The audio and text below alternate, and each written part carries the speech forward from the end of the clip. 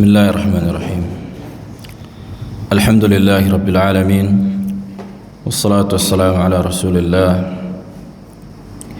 wa ala alihi wa sahbihi wa man tabi'ahum bi ihsan ila middin wa ba'd. فما زلنا في كتاب البيان الأوحد في توحيد الله الأحد. Di pertemuan yang kemarin kita sudah membahas di antara syawaib syaitaniyah, di antara syubhat syaitan yang didengungkan pada bab nama-nama dan sifat Allah Subhanahu wa ta'ala. Perkara yang pertama, masalah at-tahrif, yang disebut dengan tahrif. Dan tahrif sudah kita bahas secara bahasa, artinya apa? Mengubah dan memalingkan. Adapun secara istilah,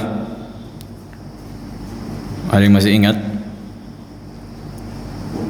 Mengubah nusus as-sifat, mengubah dalil-dalil nama-nama dan sifat Allah, baik itu secara lafaz atau secara makna, atau mengeluarkan makna yang zahir kepada makna yang tidak sesuai dengan susunan nas, yakni susunan Al-Quran dan Sunnah atau ayat dan hadis. Dan ini terbagi menjadi dua.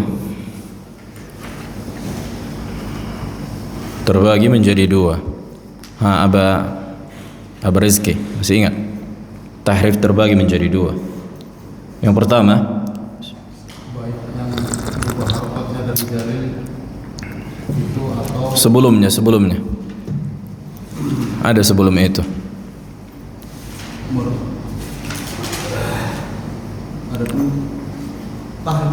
Nah, kan terbagi menjadi dua, kita sebutkan. Sebelum itu udah maju kali itu yang untuk sebutkan, udah maju kali.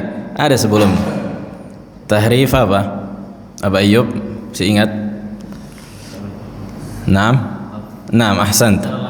Ayo, tahrifun lafziyun, secara lafaz. Secara lafaz ini terbagi menjadi dua, kan? Sebagaimana yang antum sebutkan tadi, apa? Harakat, merubah harakat atau merubah huruf, baik itu menambah atau mengurangi. Menambah, mengurangi atau mengganti, baik dia tambah, dia kurangi atau dia ganti hurufnya. Dan sudah kita sebutkan tentang harakat, wa kallamallahu Musa taklima, kata mereka wa kallamallaha. Supaya apa? Supaya yang berbicara adalah Nabi Musa, bukan Allah yang berbicara pada ayat itu.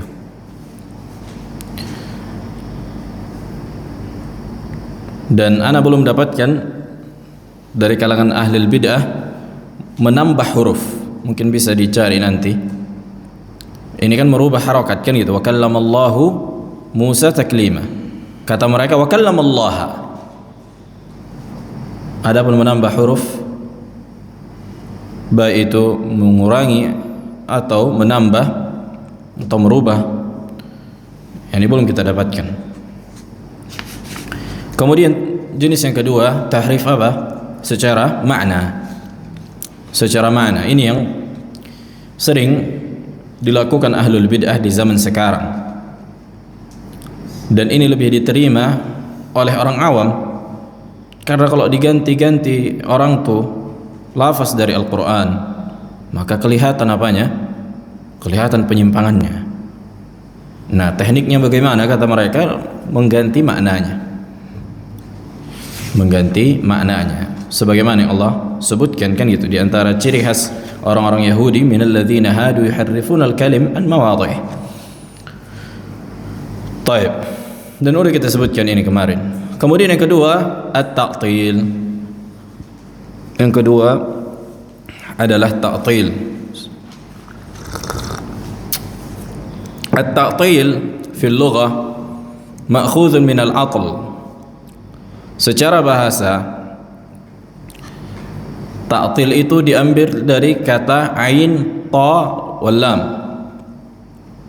alladhi huwa al-khulu wal faragh wat tark. Yang di mana maknanya al-khulu, yakni kosong, ditinggalkan dan ditolak. Itulah makna atala, ditinggalkan, kosong dan ditolak. Sampai sekarang orang Yaman ketika mengatakan mobil yang mogok, itu kata mereka sayyarah atilah. Sayyarah, mobil yang mogok. Atilah yakni yang sudah tidak berfungsi, kosong lagi manfaat, enggak ada lagi gunanya, ditinggalkan juga, khulu. Di antaranya ucapan Allah Jalla wa Ala, wa bi'rin mu'attalatin wa qasrin masyid, di surah Al-Hajj ayat 45. Wa bi'rin mu'attalah, dan sumur-sumur yang ditinggalkan. Nah, karena Allah Jalla wa Ala menjelaskan tentang orang-orang yang dihancurkan desa-desa mereka. Wa ka'ayyim min qaryatin ahlaknaha. Nah, dan betapa banyak qaryah, desa-desa yang kami hancurkan sampai enggak ada lagi penghuninya. Wa bi'rin mu'attalah, dan sumur-sumur yang mereka miliki itu mu'attalah. Apa makna mu'attalah? Ditinggalkan, enggak ada lagi yang mendatanginya, kosong. Wa qasrin masyid, dan istana-istana yang hancur dan ditinggalkan juga. Ay tarakaha ahluha wa ahmalu wurudaha, ini yang ditinggalkan para penghuninya. Nah, taib. Adapun secara istilah, huwa nafyu sifatihi subhanah wa inkaru qiyamiha bidzatihi jalla sya'nuhu. Adapun secara istilah, ta'til itu adalah menafikan sifat Allah, menafikan sifat Allah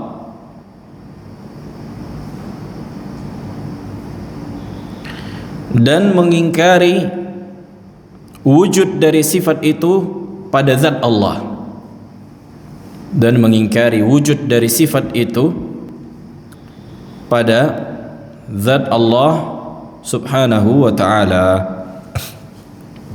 sebagaimana disebutkan Ibnu Qayyim rahimahullah di kitab Bada'i al-Fawaid.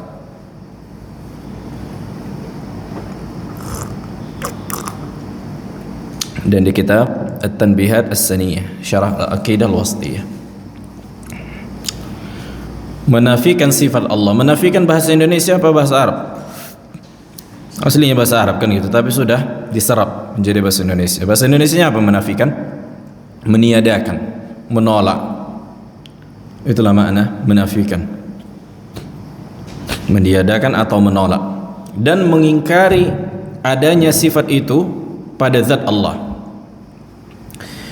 Aqsamut ta'til, pembagian ta'til itu ada 3 bagian, 3 macam. Sebagaimana disebutkan muallif, ghafarallahu lahu wa liwalidayhi wa lisa'iril muslimin, aqsamut ta'til yanzuru al-imam Ibn al-Qayyim ila lafdh at-ta'til nazratan shumuliyatan la taqtasiru ala tauhid al-asma'i was sifat bal tashmul التعطيل في أنواع التوحيد كلها فذكر أن التعطيل 3 أقسام. Al-Imam Ibnu Qayyim rahimahullahu taala menyebutkan bahwa ta'til itu bukan hanya pada nama-nama dan sifat Allah, akan tetapi mencakup pembagian tauhid yang 3. Jelas, penolakan itu penolakan sifat Allah itu masuk ke dalam 3 perkara ini, pembagian tauhid. Bang Harun, apa yang 3 itu? Tauhid udah kita sebutkan berpuluh-puluh kali kan? Naam, rububiyah, ahsant. Uluhiyah. Naam, barakallahu fiik. Ahsan, al-asma' was sifat. Baik, al-awwal sebagaimana yang disebutkan akhuna Bang Harun, ta'til al-masnu' min sani'ihi. Menolak atau penolakan yang diciptakan dari yang menciptakannya. Penolakan yang diciptakan dari yang menciptakannya, atau ta'til pada rububiyah, penolakan pada rububiyah, pada sifat wujud, wujudullah jalla wa ala.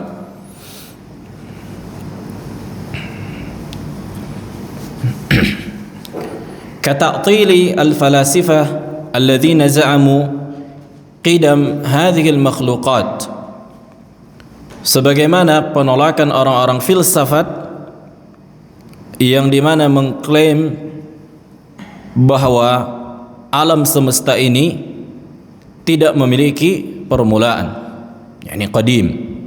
Orang-orang filsafat meyakini bahwa alam semesta ini tidak memiliki apa? Tidak memiliki awal.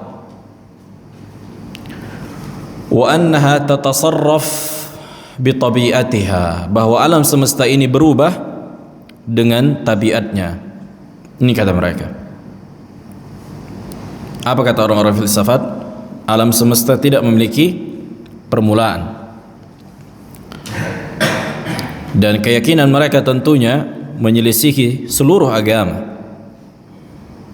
Seluruh agama Nabi dan para rasul, bahkan seluruh agama yang sudah ditahrif seperti agama Yahudi dan Nasrani. Bayangkan, orang Kristen dan orang Yahudi pun meyakini bahwa alam semesta ini apa? Memiliki permulaan. Sementara datang orang filsafat mengatakan bahwa alam semesta tidak memiliki permulaan, karena mereka tidak percaya akan adanya Sang Pencipta. Itulah yang diyakini sebagian orang-orang ateis di zaman sekarang. Bahkan mereka sendiri pun sudah banyak ragu dengan teori bahwa alam semesta tidak memiliki permulaan, sebagaimana yang disebutkan Stephen Hawking, di antara tokoh fisika yang ateis. Di antara di website ini disebutkan ya pakai bahasa Inggris bahwa kebanyakan manusia sudah mulai bingung, sudah mulai tidak meyakini akan alam semesta ini tidak memiliki permulaan. Baik. Wa ka ta'til ad-dahriyah atau duhriyah, bisa dahriyah bisa duhriyah. Al-qailin, sebagaimana ini sudah terjadi di zaman Nabi alaihi salatu wassalam. Sebagian manusia di zaman Nabi alaihi salatu wassalam sudah ada keyakinan mengingkari alam semesta dan mengatakan bahwa manusia itu apa? Kalau mati sudah enggak ada lagi ada hari kebangkitan. Kata mereka, wa qalu ma hiya illa hayatuna ad-dunya namutu wa nahya wa ma yuhlikuna illa ad-dahr wa ma lahum bidzalika min ilm inhum illa yadhunnun. Di surah Al-Jathiyah ayat 24. Mereka berkata, ma hiya illa hayatuna ad-dunya, tidaklah kehidupan ini cuma kehidupan dunia saja. Namutu wa nahya, yani kami mati dan kami hidup. Wa ma yuhlikuna illa ad-dahr, dan tidak ada yang membinasakan kami kecuali hanya waktu.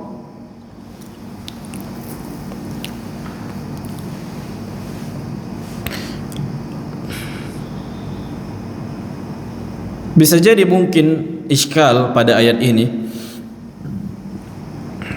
kan kita katakan bahwa orang-orang musyrikin meyakini bahwa mereka tidak akan dibangkitkan, iya kan? Sebagian orang musyrikin tentunya. Sementara di ayat ini disebutkan wa qalu ma hiya illa hayatuna ad-dunya namutu wa nahya, kami mati dan kami hidup. Seolah-olah mereka apa? Meyakini ada kebangkitan. Kami mati dan kami hidup. Kaifal jawab? Macam mana jawabannya?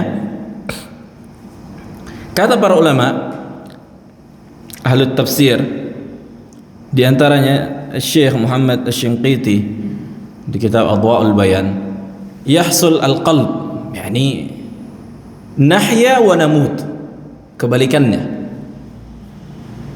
Nahya, yani kita hidup sekarang, wa namut, kemudian kita meninggal, udah, dan tidak ada yang membinasakan kita kecuali hanya waktu, hanya masa. Ini tafsiran yang pertama. Tafsir yang kedua, namutu wa nahya. Namutu ay nahnu, kami meninggal, wa nahya abnauna, dan yang hidup adalah anak-anak kami yang meneruskan. Jelas. Dan ini diantara kesempurnaan Al-Quran, balaghah Al-Quran. Wa qalu ma hiya illa hayatuna ad-dunya namutu wa nahya, yani kami mati dan nahya, anak-anak kami hidup. Itulah apa? Itulah maknanya. Nah, karena mereka memang mengingkari akan adanya hari kiamat, mengingkari apa? Hari kebangkitan. Nah, sebagian kaum musyrikin tentunya, tidak semua. Sebagian lagi meyakini. Begitu juga dengan keyakinan orang-orang komunis yang mengatakan la ilaha wal hayatu maddah, tidak ada Tuhan, tidak ada pencipta, kehidupan hanya materi. Orang-orang komunis tidak meyakini akan adanya sang pencipta. Taib, ini ta'til yang pertama. Kemudian ta'til yang kedua, jenis yang kedua, pada uluhiyah, pada perkara apa? Uluhiyah, yani peribadatan. Ta'tilus sani' min ta'til as-sani' min kamalihi al-muqaddas bi ta'til min asma'ihi wa sifatihi ka ta'til al-jahmiyah. Ta'til pada nama-nama dan sifat Allah. Jenis yang kedua, ta'til pada nama-nama dan sifat Allah Jalla wa Ala.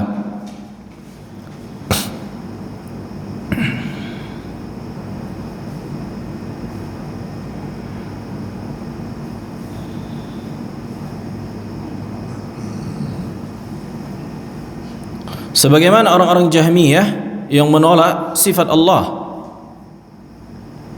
secara gamblang, atau orang-orang Asy'ariyah menetapkan sebagian sifat Allah dan menolak kebanyakan dari sifat. Maka ini diantara bentuk kekufuran dan kesyirikan dalam perkara nama-nama dan sifat Allah Jalla wa Ala. Hukum asalnya demikian.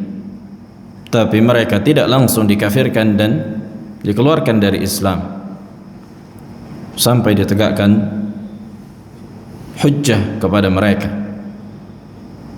Kalau mereka masih terus-menerus di atas penyimpangan dan kekufuran yang menolak sifat Allah, maka pada saat itu kita meyakini keluarnya mereka dari Islam. Al-thalith, yang ketiga, ta'tilu haqqi muamalatihi bitarki ibadatihi fi'l al-kafirin. Penolakan hak yang wajib dilakukan untuk Allah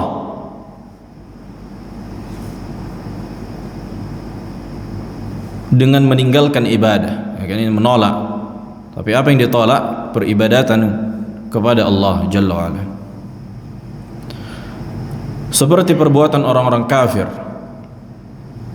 yang meninggalkan ibadah, memang enggak mau beribadah kepada Allah, atau beribadah kepada Allah dan beribadah kepada selain Allah, yakni syirik.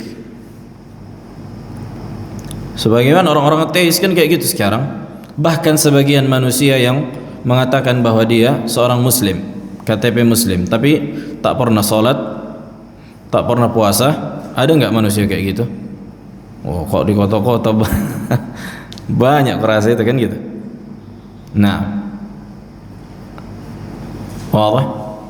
Ini disebutkan Ibnu Qayyim rahimahullah di kitab Al-Jawab Al-Kafi. Qala min hadha at-taqsim yattadih anna al-qisma al-awwal yadkhulu fi ar-rububiyyah, wal-thani yadkhulu fi al-asma' was-sifat, wal-thalith yadkhul fi al-uluhiyyah. Nah, wa yumkin an يقسم التعطيل الخاص bil asma'i was sifat ila arba'ati aqsam.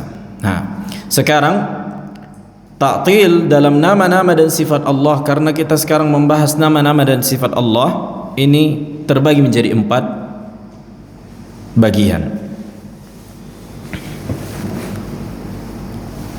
Menjadi 4 bagian.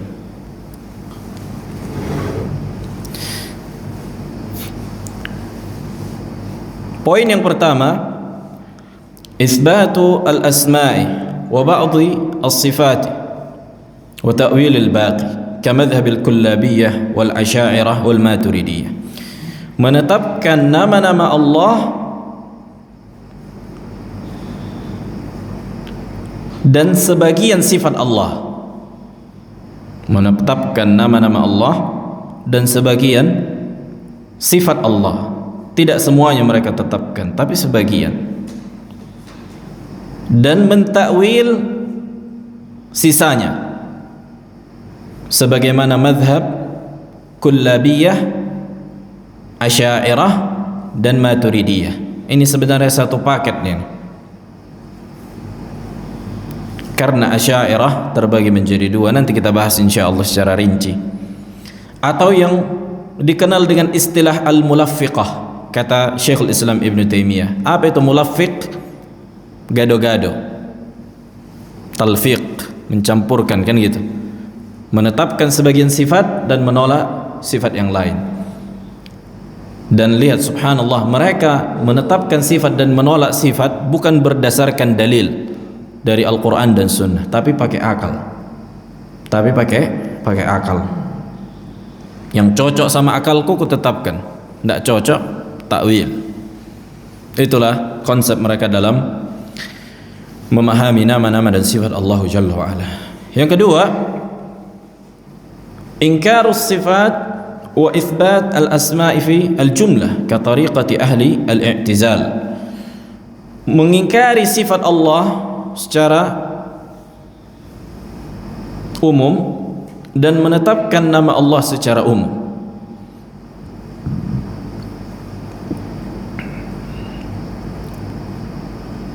Sebagaimana metode orang-orang Mu'tazilah. Nah, Mu'tazilah ini lebih apa? Lebih ekstrim dibandingkan Asy'ariyah. Makanya subhanallah, orang Asy'ariyah membantah Mu'tazilah, Mu'tazilah membantah Asy'ariyah. Jelas? Dua kelompok ini saling bantah. Asy'ariyah membantah Mu'tazilah, Mu'tazilah membantah Asy'ariyah. Terus Ahlus Sunnah Salafiyah dibantah juga sama dua belah pihak ini. Dan semua pihak menganggap dialah yang paling pertengahan. Semua pihak menganggap dia yang paling pertengahan. Asy'ariyah menganggap mereka lah yang pertengahan. Kita dianggap orang-orang yang menyamakan Allah dengan makhluk. Orang Mu'tazilah dianggap orang-orang yang menolak sifat Allah. Nah, bagi mereka, mereka lah yang pertengahan. Asy'ariyah, Mu'tazilah pun begitu. Nah,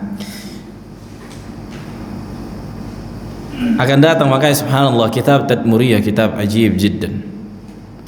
Begitu juga Al-Qawaid Al-Muthla, kitab Syekh Ibn Utsaimin rahimahullah. Maka yang benar dari seluruh kelompok tentu Ahlus Sunnah wal Jamaah. Kan itu. Tadi Mu'tazilah menolak apa? Menolak sifat secara keseluruhan dan menetapkan nama secara keseluruhan. Yang paling parah siapa? Nah, orang-orang Mu'tazilah yang paling parah kan? Karena Asy'ariyah menetapkan nama dan menetapkan sebagian sifat. Mayoritas sifat Allah mereka takwil. Nah, makanya Asy'ariyah ini pun pecahnya nih. Pecah kongsi. Sebagian mereka menetapkan 7 sifat.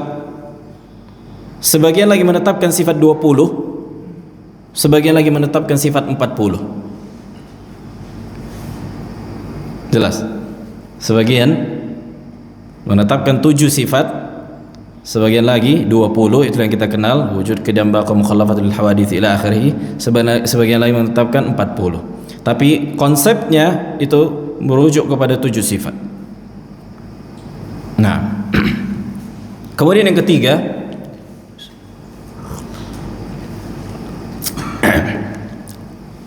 Ingkarul asma'i was sifat kamadhhab Jahm, mengingkari nama-nama dan sifat Allah secara keseluruhan, sebagaimana orang-orang Jahmiyah.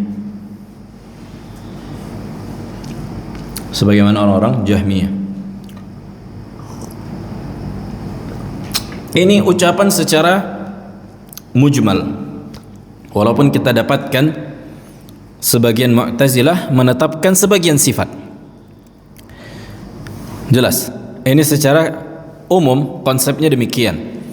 Walaupun kalau kita baca buku-buku Mu'tazilah, mereka pun menetapkan sifat Allah Jalla wa'ala sebagian, seperti sifat Al-Qudrah. Nah, Jahmiyah pun, kata para ulama, mereka menolak seluruh sifat dan menolak seluruh nama.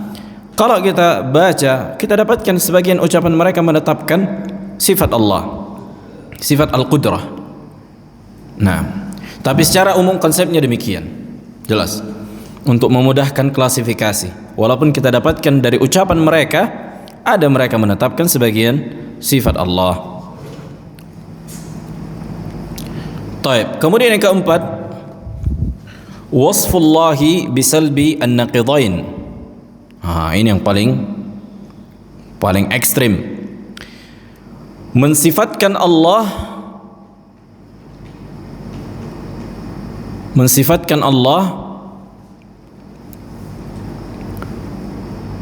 dengan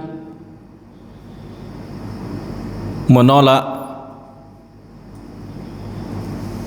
dua kontradiksi yang terjadi.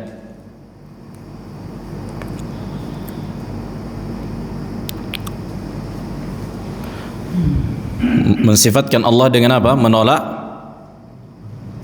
dua kontradiksi. Akan kita berikan contoh insyaallah. Dan inilah mazhab al-batiniyah wal malahidah, orang-orang batiniyah dan malahidah.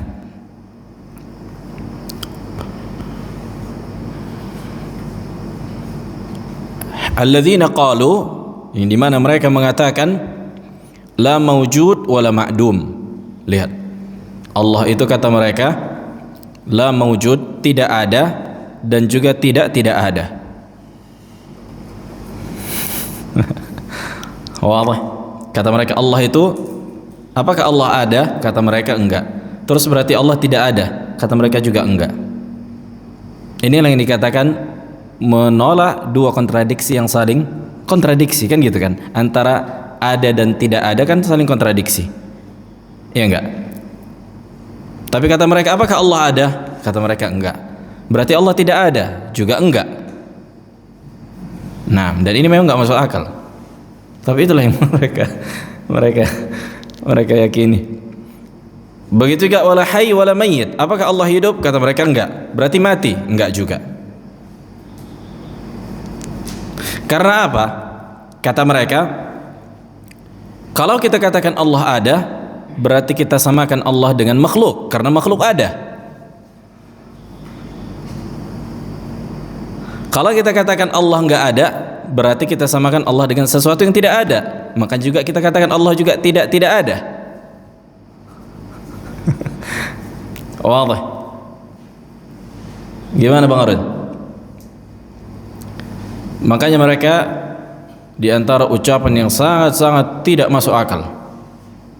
Dan orang-orang Asy'ariyah pun mengingkari apa? Keyakinan ini. Karena bagaimana mungkin mengatakan apakah Allah ada? Enggak. Berarti enggak ada? Juga enggak ada. Nah,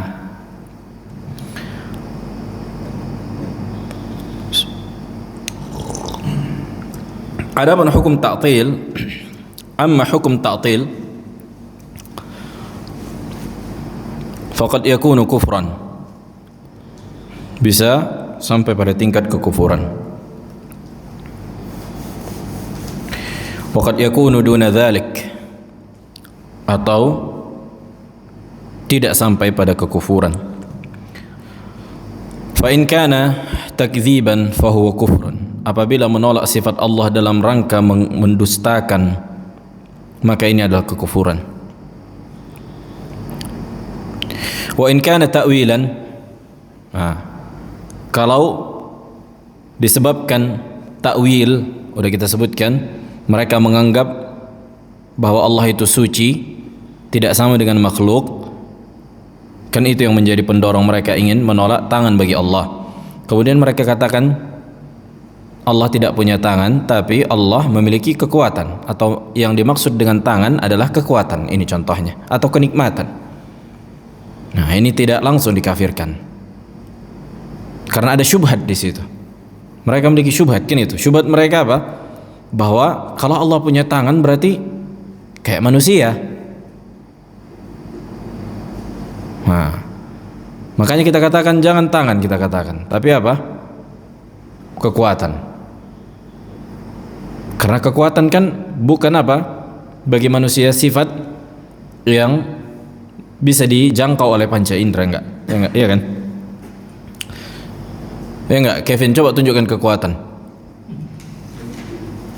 Nah, itu sifat ma'nawi. Sifat ma'nawi dia. Tapi kalau misalnya kita tanya manusia, coba tunjukkan tangan. Nah, bisa tunjukkan ini tangan. Makanya mereka nanti akan menolak ru'yah. Allah itu tidak dilihat, kata mereka. Wadah. Begitu juga dengan wajah. Allah tidak punya wajah. Makna dari wajah adalah kemuliaan. Akan menyeret mereka dengan penolakan sifat-sifat yang lain. Taib. Wa min at-ta'til ma huwa syarr min asy-syirk. Dan di antara ta'til ada yang lebih buruk dibandingkan kesyirikan. Di antara ta'til ada yang lebih buruk dibandingkan kesyirikan. Sebagaimana yang dikatakan Al-Imam Ibnul Qayyim rahimahullahu ta'ala. Qala wa ta'tilu syarrun min asy-syirki. Ta'til ini lebih buruk dibandingkan kesyirikan.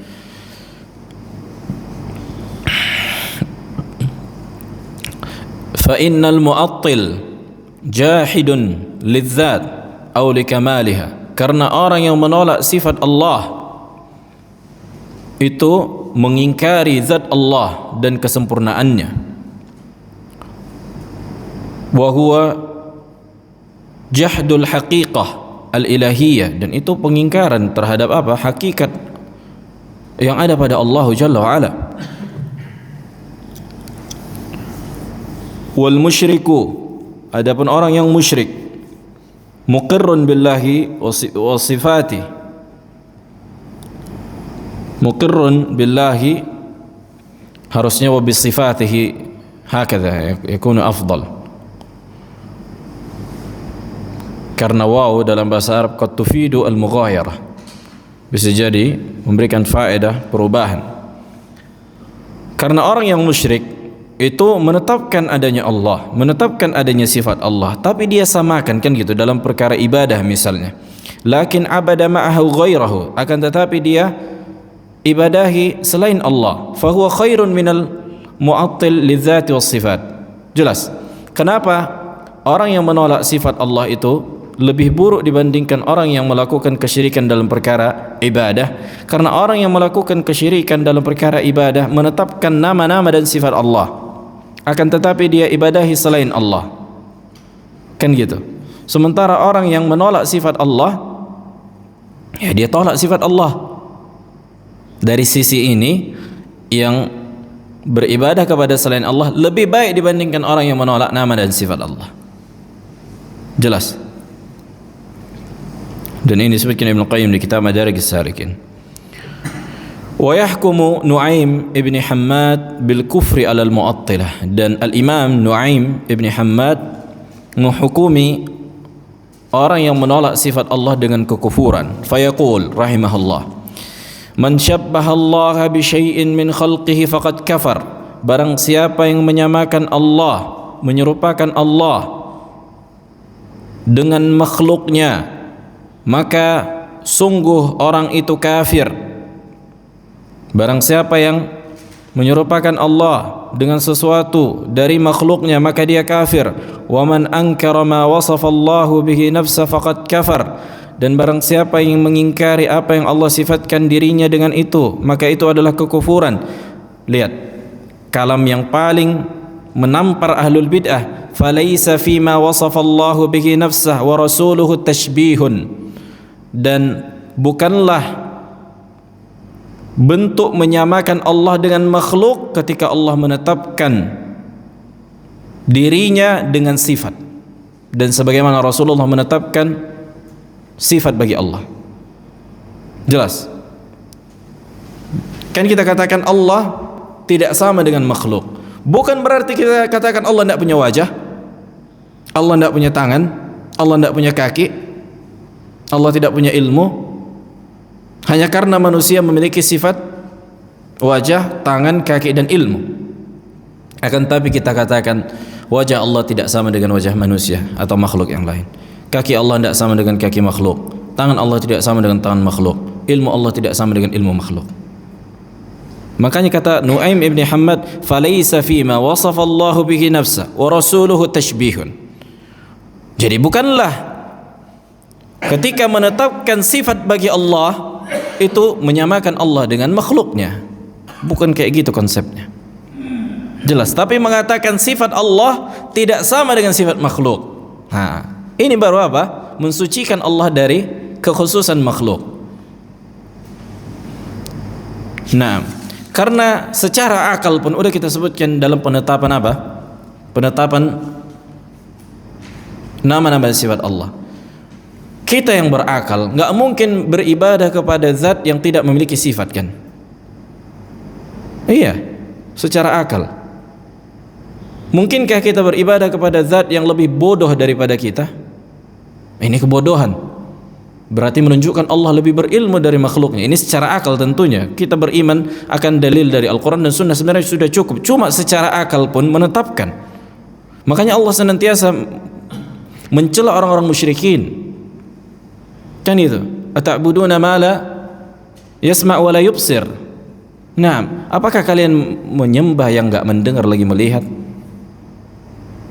Karena ini berarti apa? Udah rusak lah memang akal kamu sampai kamu sembah yang tidak mendengar lagi, tidak melihat. Kamu minta sama berhala, kamu minta sama patung, kalian berdoa dengan pohon. Nah, karena itu tadi orang-orang kafir ketika dia meyakini di hadapannya ada makhluk dan mereka jadikan ini sembahan, itu dia iman mereka terhadap yang gaib itu nggak ada memang. Adapun kita, walaupun kita katakan Allah mendengar dan melihat, memang enggak kita apa? Tidak kita dengar suara Allah, tidak kita lihat zat Allah, tapi itulah membutuhkan iman. Itulah hakikat dari beriman kepada yang gaib, alladzina yu'minuna bil ghaib. Naam. Qala wa hadzal hukm qad ya'um man jahada ta'wil atau man jahada bi ta'wilin kama ya'um man jahada bi takdzib. Naam.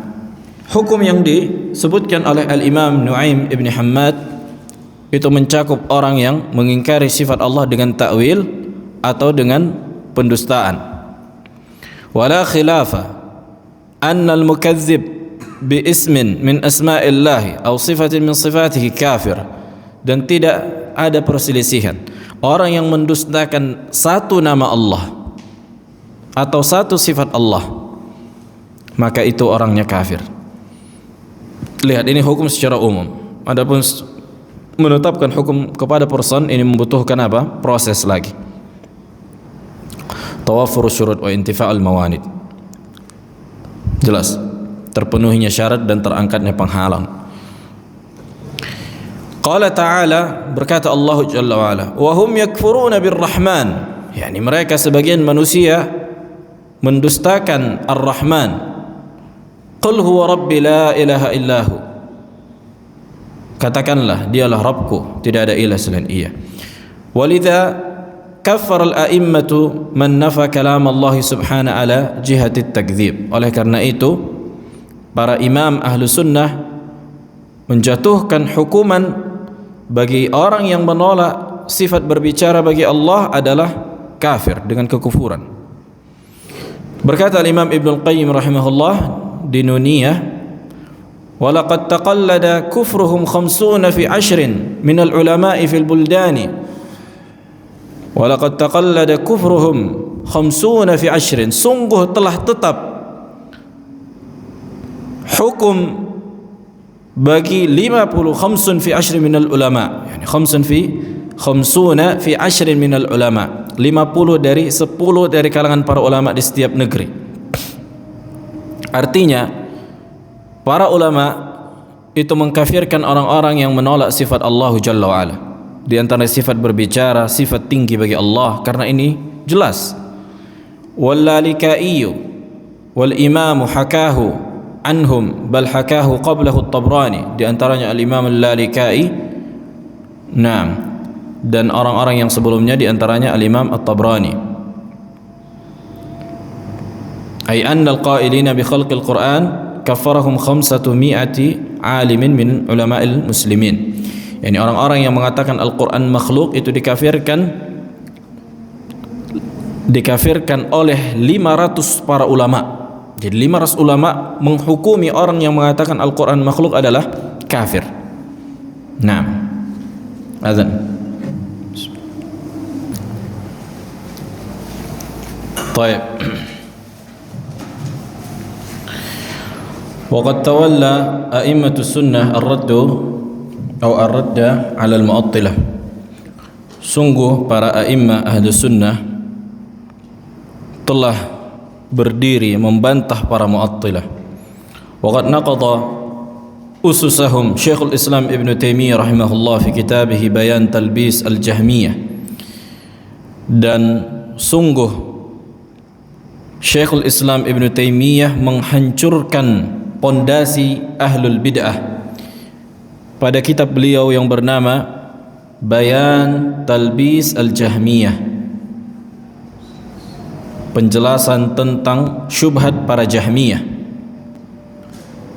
Jadi perlu kita fahami, syubhat yang didengungkan manusia di zaman sekarang kecuali seluruh itu telah dibantah para ulama. Semua syubhat yang didengungkan ahlul bidah di zaman sekarang sudah ada jawabannya di kutub ahli sunnah wal jamaah. Tidak ada syubhat yang baru dalam akidah, tidak ada. Yang hebat kali lah orang-orang zaman sekarang mendatangkan syubhat yang baru. Bahkan di zaman Al-Imam Ad-Darimi rahimahullah, sebelum Syekhul Islam Ibn Taimiyah, sudah dibantah seluruhnya syubhat Jahmiyah. Ini tinggal memutar sejarah sajanya ini. Apa yang didengungkan orang sekarang itu juga itu yang kemarin sore juga itu. Nah, kita dapatkan jawaban dari ulama juga yang sudah mereka bantah. Itulah memang sunnatullah. Allah jadikan apa? Allah jadikan ada manusia yang sesat untuk memunculkan syubhat dan penyimpangan, dan Allah jadikan manusia yang di atas kebenaran untuk membantah syubhat itu. Dan ini ibadah. Makanya kita lihat kalam para ulama, di antaranya Syekhul Islam Ibn Taimiyah, az-zabbu anis sunnah, membela sunnah, membela akidah, menjelaskan kebid'ahan, mujahidun fi sabilillah, orang yang berjuang di jalan Allah. Makanya kalau enggak ada misalnya kajian akidah, kajian yang menjelaskan penyimpangan, enggak akan ada tahu orang sunnah, enggak akan kenal manusia sunnah. Lihat Al-Imam Ahmad, Ar-Raddu 'alal Jahmiyah. Tidaklah Imam Ahmad rahimahullah diangkat namanya, Allah mengangkat namanya kecuali dengan sunnah yang dia bela. Bukan hanya sebatas karena fikihnya saja, tapi karena sunnah yang dibela sampai dijuluki imamu ahli sunnah. Naam. Maka mengangkat sunnah dalam perkara akidah ini diantara ciri khas ahlu sunnah wal jamaah. Berbeda dengan selain dari ahlu sunnah atau memiliki manhaj yang menyimpang. Takut mereka membahas kesyirikan, takut mereka membahas kebid'ahan. Oh, jangan kita bahas syirik, nanti marah orang. Oh, jangan kita bahas apa? Masalah penyimpangan, nanti apa? Marah orang. Nah, taib. Dan kita tidak memvonis setiap person, kan gitu. Tidak kita angkat setiap nama yang memang kita tahu mereka menyimpang demi kemaslahatan, tapi kita wajib menjelaskan pemikiran mereka. Wajib kita jelaskan pemikiran manusia-manusia yang menyimpang. Nah, Begitu juga di kitab beliau Naqd At-Ta'sis, di mana beliau membantah Ar-Razi. Ar-Razi di antara ulama Asy'ariyah. Jadi bantahan ulama ahlu sunnah kepada ahlul bidah itu sesuatu yang lumrah.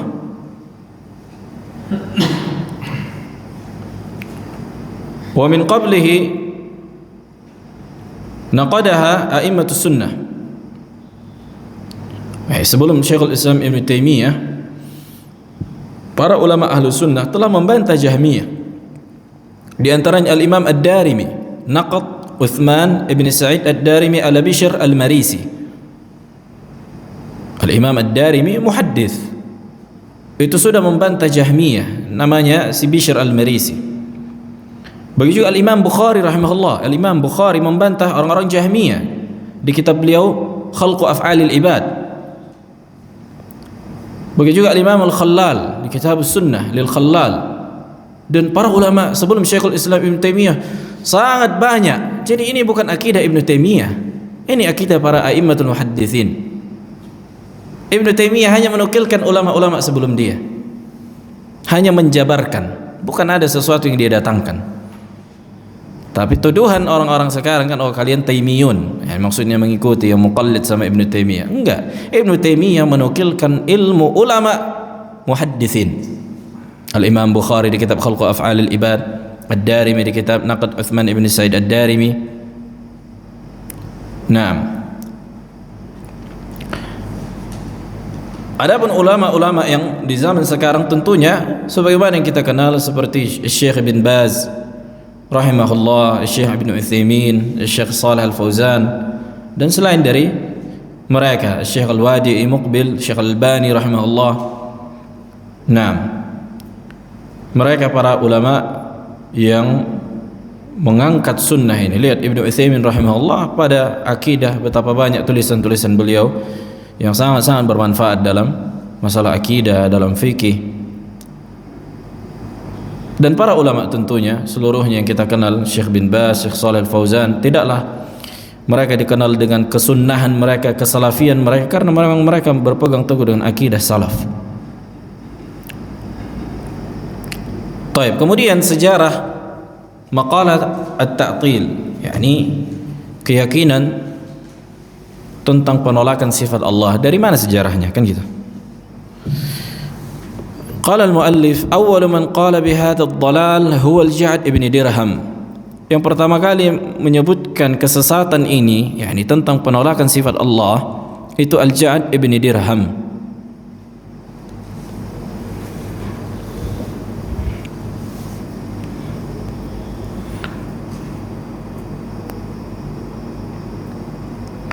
Baik, sedikit tentang Al-Ja'd bin Dirham. Ja'd bin Dirham ini di akhir wafatnya dia dibunuh, disembelih. Karena apa? Karena menyimpang. Berkata Ibnu Hajar rahimahullahu taala, mubtadi'un dhalun za'ama anna Allah lam yattakhidh Ibrahim khalila wa lam yukallim Musa. Kata beliau, mubtadi', yakni Ja'd bin Dirham adalah seorang ahlul bid'ah yang sesat dan meyakini bahwa Allah tidak menjadikan Nabi Ibrahim sebagai khalilnya dan tidak berbicara kepada nabinya Musa. Faqutila ala dzalika bil Iraq.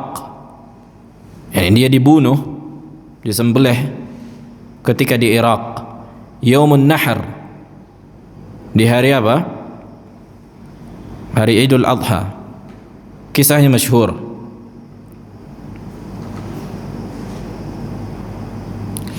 Dan Ja'd bin Dirham ini memiliki followers, ada fansnya. Siapa? Al-Jahm bin Safwan. Inilah yang dikenal dengan firqah Jahmiyah. Jahm ibn Safwan, dia pelajari kitab-kitab Ja'd bin Dirham dan dia dakwahkan. Dan dia pun kasusnya sama, nasibnya sama seperti Ja'd bin Dirham, disembelih juga. Seharusnya begitulah memang para pemerintah menyikapi orang-orang yang nggak bisa lagi nasihati orang-orang ahlul bidah yang enggak bisa dinasihati, udah tumpahin darahnya. Kan gitu. Kenapa? Bukankah balasan orang-orang yang membuat kerusakan di muka bumi seperti para pembegal, innama jazaa'ul ladzina yuharibuna Allah wa rasulahu wa yas'auna fil ardi fasada an yuqattalu, sesungguhnya balasan orang-orang yang memusuhi Allah dan Rasulnya dan melakukan kerusakan di muka bumi, dibunuhi. Ini Allah yang menyebutkan dalam Al-Quran. Ini orang yang membegal, merusak harta. Bagaimana dengan agama? Dan tentunya bukan langsung dibunuh, tapi di iqamatul hujjah. Jangan sampai salah difahami. Bukan langsung kita tebasin orang itu, enggak. Dan ini tugas para pemerintah, bukan tugas individu yang menegakkan organisasi yang bukan. Ini tugas hakim, tugas waliul amr. Nah, kalau waliul amr yang memang menegakkan agama Allah dan berada di atas sunnah, pasti akan memusuhi, sebagaimana Umar bin Khattab memerangi para penyihir, itu dipenggalin kepalanya, membunuh Musailamah al-Kadzdzab. Lihat, di zaman orang mengaku nabi itu habis. Kan gitu. Nah, kalau di zaman sekarang tentunya setelah ditegakkan hujjah, didakwahi dulu, hilang belum syubhatnya? Apakah masih terus-menerus di atas syubhat? Kalau enggak, udah enggak bisa kok dinasihatikan gitu. Itulah yang terbaik bagi dia. Daripada semakin banyak manusia disesatkannya, udah kita habiskan apanya, keburukannya. Nah, setelah apa? Setelah ditegakkan hujjah, setelah didakwahi tentunya, dan dia ngeyel, nggak mau, dan masih terus di atas kesesatan, maka tugas para pemerintah menghilangkan manusia yang merusak agama Allah Jalla wa'ala. Qala Abdurrahman ibn Abi Hatim, berkata Abdurrahman bin Abi Hatim, sami'tu Abi yaqul, aku mendengar ayahku berkata, awwalu man ata bi khalqil Qur'an Ja'du ibni Dirham. Yang pertama kali mengatakan Al-Qur'an makhluk adalah Ja'd bin Dirham.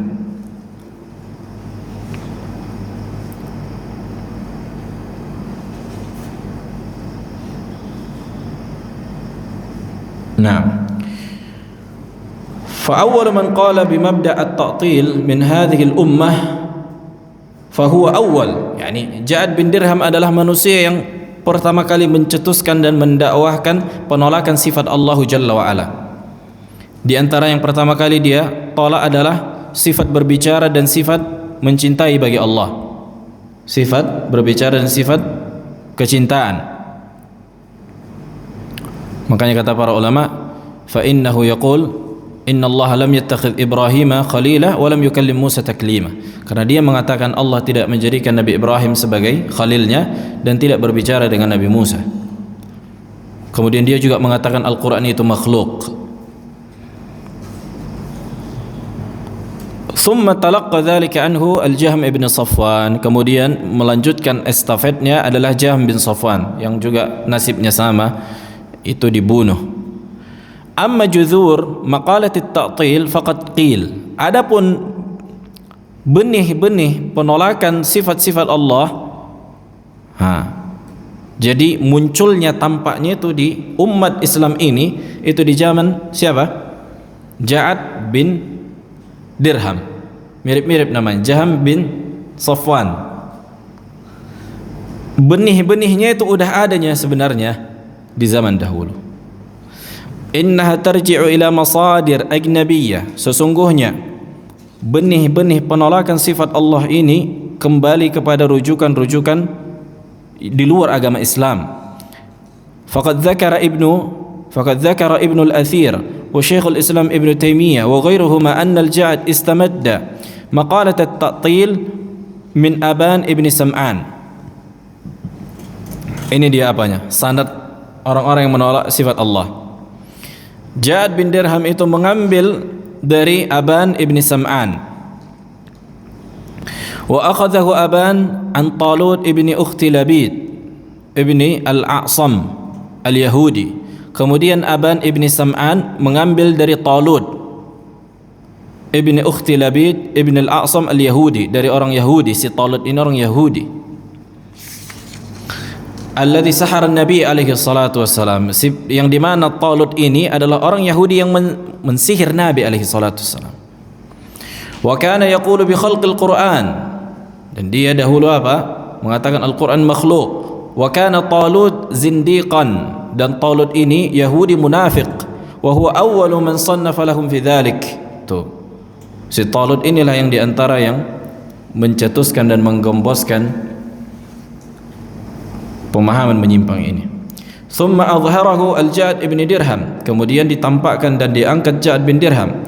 Wa dzakara al-Khatib al-Baghdadi anna walid Bishr al-Marisi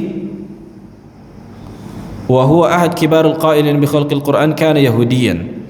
Dan al-Imam al-Khatib al-Baghdadi menyebutkan bahwa orang tua dari Bishr al-Marisi di antara tokoh Jahmiyah juga, ayahnya itu di antara orang-orang Yahudi. Makanya subhanallah, ini bukan dari Islam kan itu. Yahudi pun Yahudi ini rusaknya ketika masuk pemahaman filsafat. Kalau kita baca sejarah Yahudi, ada kitab-kitab disebutkan para ulama, efek ilmu filsafat terhadap seluruh agama, merusak Nasrani, merusak Yahudi.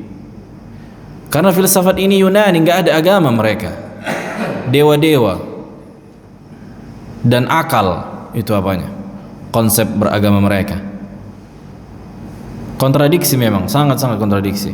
طيب ويشير شيخ الإسلام ابن تيمية إلى مصادر أجنبية أخرى ترجع إليها مقالة التعطيل.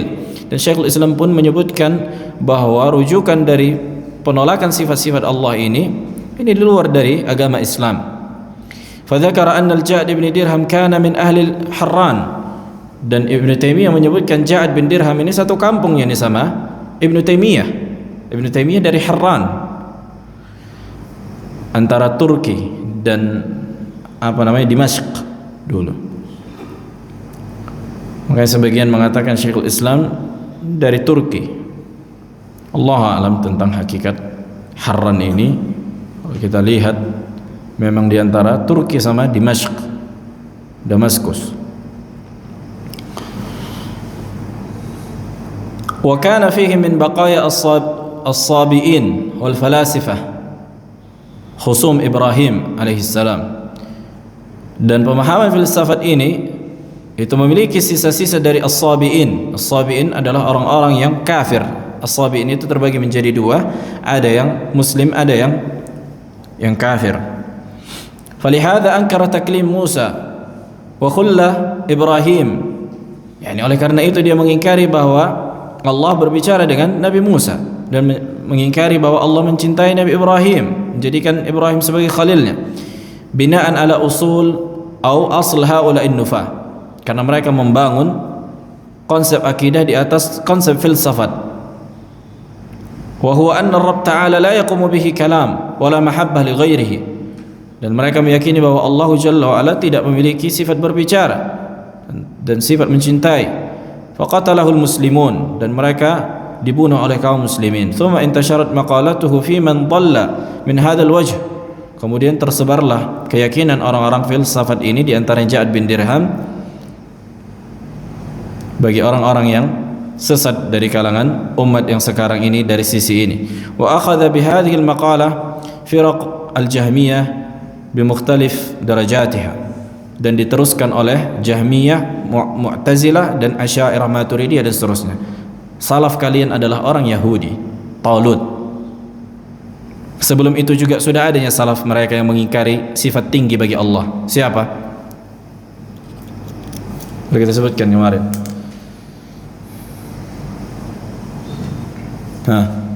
Disebutkan di dalam Al-Quran, orang yang mengingkari sifat tinggi bagi Allah Jalla wa Ala, sifat ulu.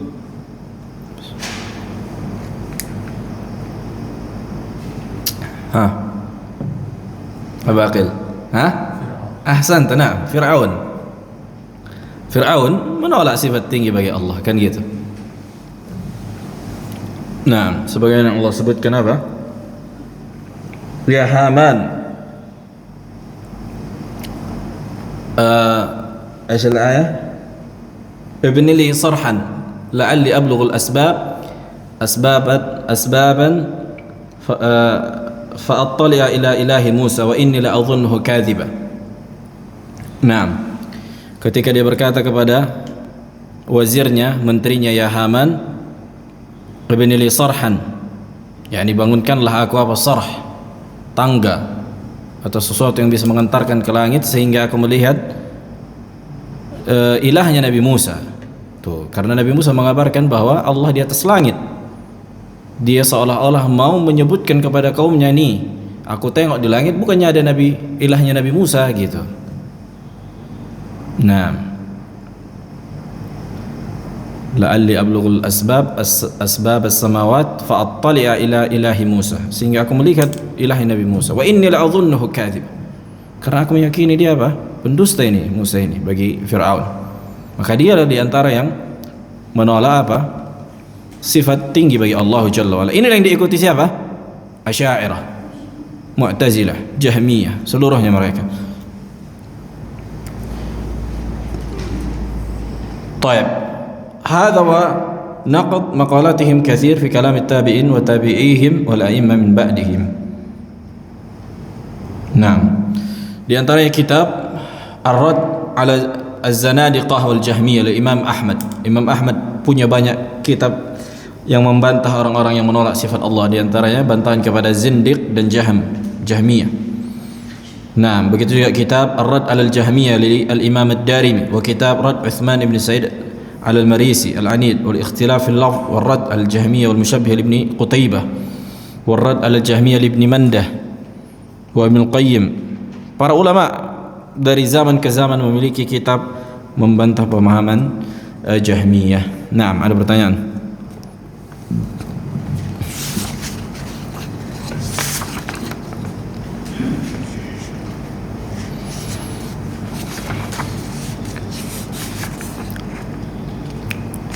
Dan sanad tadi bisa kita dapatkan di kitab Syekhul Islam Ibnu Taimiyah Al-Fatwa Al-Hamawiyah. Kitab Al-Fatwa Al-Hamawiyah. Ini di antara kitab yang sangat-sangat bagus, sampai Syekh bin Baz mengatakan sangat layak kitab ini dibaca lebih dari 50 kali. Kitab Al-Fatwa Al-Hamawiyah atau Al-Aqidah Al-Hamawiyah. Sangat layak kitab ini dibaca berapa? 50 kali. Lihat. Dan para ulama enggak bosan dan enggak capek. Karena yang begitulah, ilmu itu harus diulang memang supaya lengket, kan gitu. 50 kali yang mengatakan Syekh bin Baz rahimahullah. Nah, kalau kita sekali udah tahu ya. Apalagi yang belum belajar, karena itu saya yang diulangi. Yang diulangi saja pun belum tentu bisa. Apalagi dikasih yang baru, kan gitu. Nah, dan nikmat belajar akidah, nikmat mempelajari kitab-kitab para ulama, wallahi nikmat. Jadi tahu kita bahwa kuatnya ilmu Islam, kan gitu. Sejarah akan terus terulang. Maka orang bisa memilih di barisan Fir'aun atau di barisan Nabi Musa, di barisan kaum musyrikin atau di barisan Nabi Muhammad alaihi salatu wassalam dan para sahabat. Nah,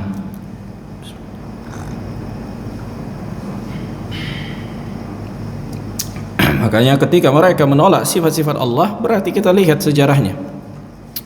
Yang kalian ikuti adalah Fir'aun, yang kalian ikuti adalah Ja'ad bin Dirham, yang kalian ikuti adalah Jahm bin Safwan, yang kalian ikuti adalah orang-orang yang menyimpang.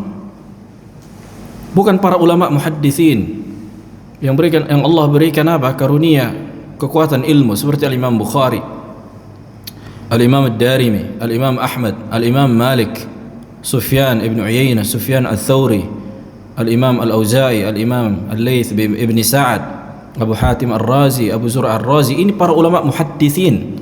Siapa yang lebih faham? Siapa yang lebih layak dijadikan ucapannya sebagai rujukan? Orang yang meriwayatkan hadis atau orang yang enggak faham hadis? Seperti Ghazali, dia mengatakan bid'ati fil hadis muzjah. Perbandaranku dalam ilmu hadis receh. Aku enggak tahu apa-apanya sebenarnya dalam ilmu hadis. Walaupun sebagian mengatakan ini ucapan tawadhu'nya orang-orang yang membela Al-Ghazali, ini tawadhu, iya sebenarnya itu bukan pada Jujur biasa para ulama gitu. Ada saja kan gitu. Tapi memang dia nggak memahami apa? Ilmu hadis. Nah, dan sedikit para ulama ilmu usul fikih yang kuat dalam ilmu usul fikih itu kuat dalam ilmu hadis. Karena memang sedikit. Nah, untuk menguasai setiap bidang disiplin ilmu dalam ilmu agama itu susah. Itu susah memang. Nah, tapi ini menunjukkan dalam perkara akidah yang lebih layak dijadikan ucapannya sebagai rujukan para a'imah muhadditsin yang meriwayatkan hadis ini, bukan orang-orang yang datang setelahnya kan gitu, yang tidak layak, yang tidak faham hadis. Itulah yang dijadikan apa? Rujukan. Makanya udah terbalik memang apa? Konsepnya dalam beragama. Nah, ada pertanyaan? Bang Harun?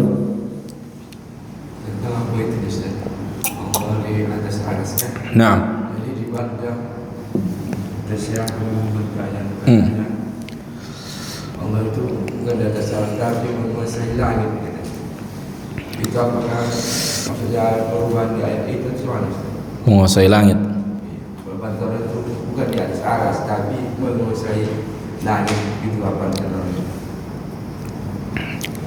Allah tidak di atas arsy tapi menguasai langit. Berarti di mana Allah itu? Berarti akan datang pembahasan insyaallah masalah sifat, tapi simpelnya ana kasih faedah dan kaidah dalam ilmu akal. Kita tanya, apakah wujudnya Allah itu wujud maknawi atau wujud khariji? Apa makna wujud khariji?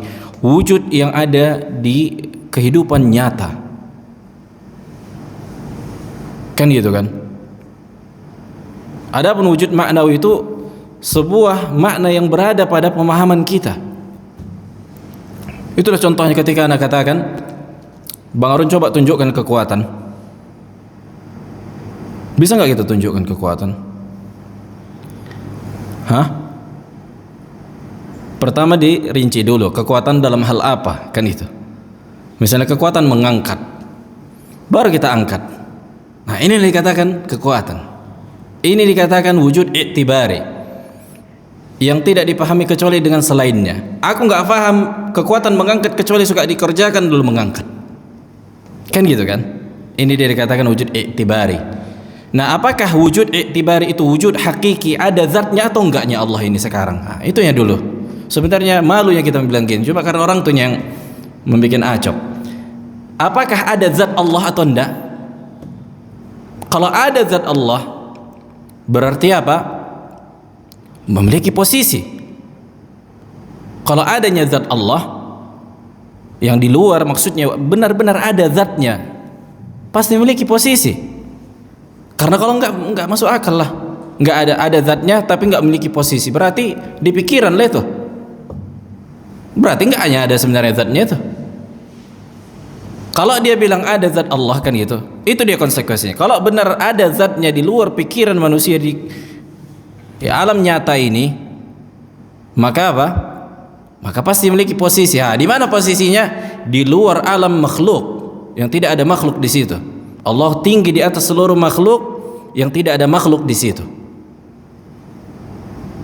Itulah posisi tinggi.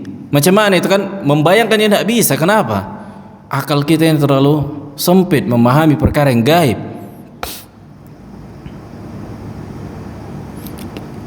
Bayangkan langit dan bumi, maka Allah sebutkan kan gitu. Wa ma qadarallahu haqqa qadri wal ardu jami'an qabdatuhu yaumal qiyamah was samawati matwiyatun bi yamin. Mereka memang enggak mengagungkan Allah dengan sebenar-benarnya pengagungan. Sementara Allah menggulung langit dan bumi. Macam mana? Allahu a'lam. Betapa kecilnya di sisi Allah langit dan bumi seluruhnya. Mau kita bayangkan macam mana? Mana bisa? Kan gitu. Berarti apa? Wujud Allah itu memang ada. Makanya manusia bisa melihatnya nanti pada hari kiamat. Akan datang pembahasannya nanti, itu saling berkaitan itu. Antara sifat tinggi dan sifat dilihat dan bentuk. Allah memiliki surah, memiliki bentuk. Tapi macam mana bentuknya Allah a'lam. Akan datang pembahasan ini, hadis ini saling berkaitan ini. Bahwa Allah itu di atas dan Allah itu tinggi dan Allah memiliki bentuk. Macam mana? Allah alam. Udah, jangan ditanya macam mana. Kaifiyat lah ini berarti macam kan itu. Macam itu bahasa Indonesia berarti menyerupakan kan, fulan macam si fulan. Ya kan? Nah, bahasa Indonesia gitu. Si fulan macam kau, macam si fulan. Berarti apa? Engkau mirip, serupa. Nah, nggak bisa sampai akal kita. Makanya Nabi ketika membaca ayat ini, lihat, karena banyak manusia yang nggak memuliakan Allah. Allah maha mampu atas segala sesuatu. Allah gulung langit dan bumi. Dan disebutkan dalam riwayat, Anal Malik, Aina al-muluk. Aku adalah raja. Kemana tuh para raja yang ada di dunia dulu?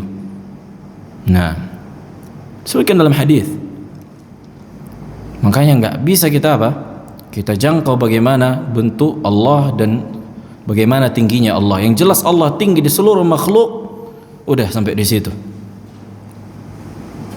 Udah sampai di situ udah. Itulah yang bisa kita pahami. Macam mana begini begitu, itu udah kaifiyat itu. Udah masuk apa? Kaifiyat udah. Jangan perdalam. Itulah yang dikatakan bisa gila awak. Karena perdalam kaifiyat yang memang diharamkan untuk apa? Masuk ke situ. Jangan masuk ya apa? Lembah kaifiyat ini, labirin kata para ulama. Kalau udah masuk orang ke situ susahnya dia itu, gila lah lama-lama. Kita imani Allah di atas seluruh makhluk dan posisi Allah tinggi, tidak ada makhluk di situ dan Allah tidak menyatu dengan makhluknya. Zat Allah tidak menyatu dengan zat makhluknya. Udah sampai di situ. Inilah yang memuliakan Allah Jalla wa'ala. Sebagaimana Allah kabarkan, sebagaimana Nabi sebutkan. Bukan kita karang-karang. Allah yang katakan, Nabi yang sebutkan. Kita mengikuti apa yang Allah katakan dan Nabi sebutkan, dan para ulama muhadditsin yang menjadi apa? Deking kita. Kan para ulama muhadditsin, bukan kita pahami sendiri. Nah, subhanakallah wa bihamdika, la ilaha illa anta, astaghfiruka.